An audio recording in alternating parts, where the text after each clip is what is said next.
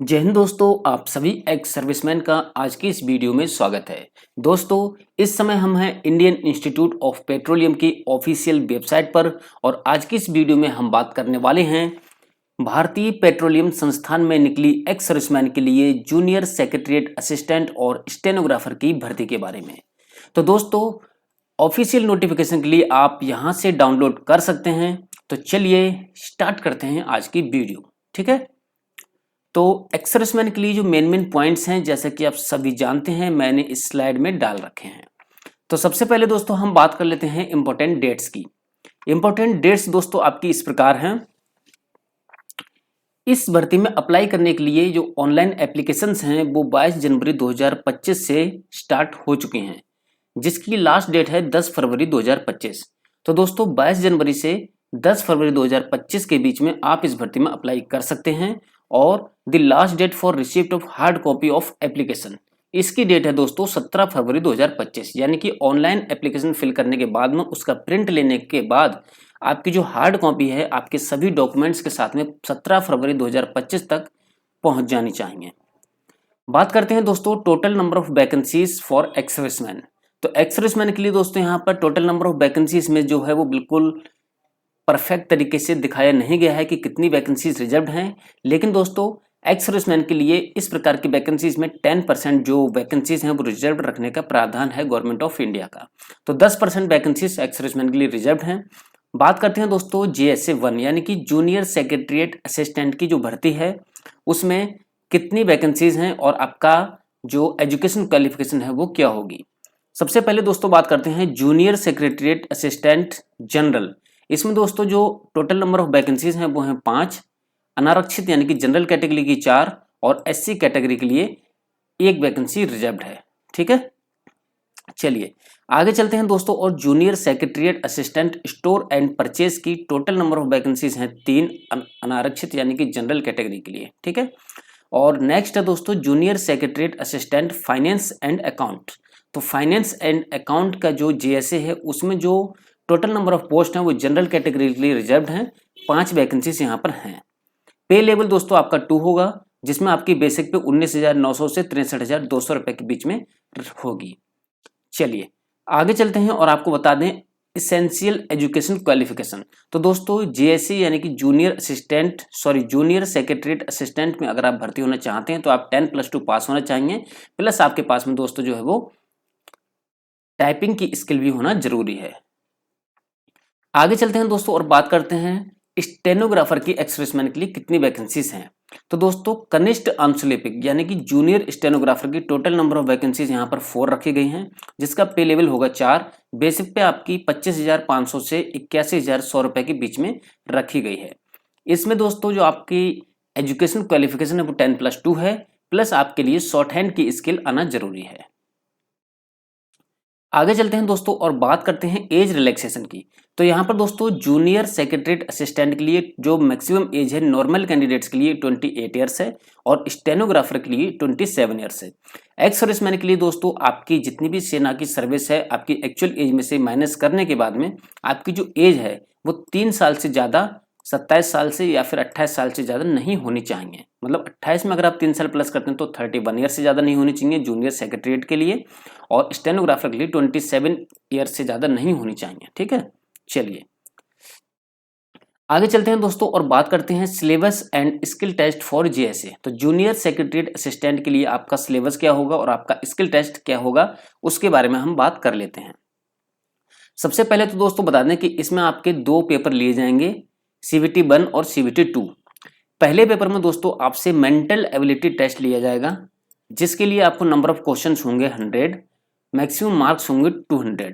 तो 2 नंबर का एक क्वेश्चन होगा, यहाँ पर कोई भी नेगेटिव मार्किंग नहीं है। ठीक है, इस पेपर के लिए टोटल नंबर ऑफ जो आपका टाइम होगा वो होगा 1 घंटा 30 मिनट, यानी कि 90 मिनट में आपको 100 क्वेश्चंस करने होंगे।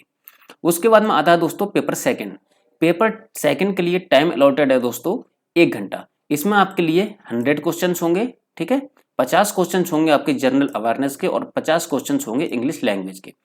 एक क्वेश्चन होगा 3 मिनट का, और यहाँ पर एक रॉन्ग क्वेश्चन का जो आप आंसर देंगे तो उसके लिए 1 नंबर का जो है वो नेगेटिव मार्किंग रखी गई है। ठीक है, चलिए अब बात करते हैं दोस्तों, अगर आप जेएससी की पोस्ट को अप्लाई करते हैं तो आपका टाइपिंग टेस्ट यानी कि स्किल टेस्ट क्या होगा। तो यहाँ पर हिंदी या फिर इंग्लिश की आपको टाइपिंग आना जरूरी है। 10 मिनट आपके लिए टाइम अलाउ होगा, जिसमें आपके लिए 35 वर्ड पर मिनट की स्पीड से इंग्लिश की टाइपिंग और 30 वर्ड पर मिनट की स्पीड से हिंदी की टाइपिंग करना अनिवार्य है। जो फॉन्ट होंगे दोस्तों आपके वो मंगल या फिर कुर्तिदेव 10 होगा। इसके अलावा आप किसी भी फॉन्ट में टाइपिंग नहीं कर पाएंगे। चलिए आगे चलते हैं। Syllabus for stenographer. तो दोस्तों स्टेनोग्राफर का जो पेपर होगा केवल एक ही पेपर होगा, ओनली वन पेपर, जिसमें आपसे दोस्तों जनरल इंटेलिजेंस एंड रीजनिंग के 50 क्वेश्चन 50 नंबर के, जनरल अवेयरनेस के 50 क्वेश्चन 50 नंबर के और इंग्लिश लैंग्वेज एंड कंप्रिहेंशन के 100 क्वेश्चन 100 नंबर के पूछे जाएंगे।